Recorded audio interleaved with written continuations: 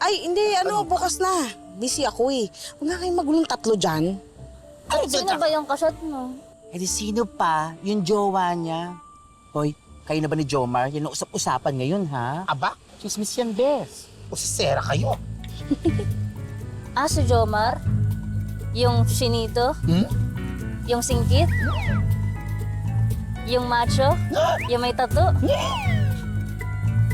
Bakit ka naman pumayag na maging kabit may asawa na yun? Bunganga mo. Hoy, excuse me. Siya yung nag-ahabol sa akin, no?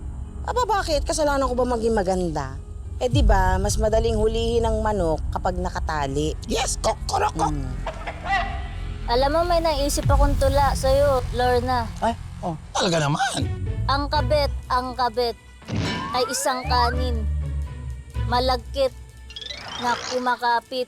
Lalaking mapang-akit.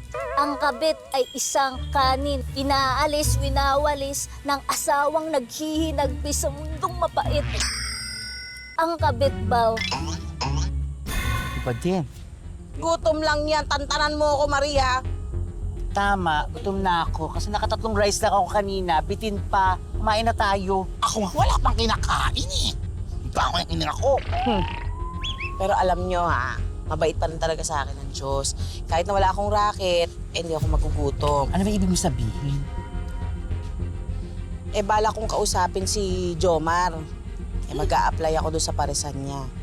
Eh, total, patay na patay naman siya sa akin. Eh, sayang naman kung hindi ko gamitin ang aking alindog, hindi ba? Ay, second demotion. Tama Narinig na. ang tula. Anong tula mo? Saka pa.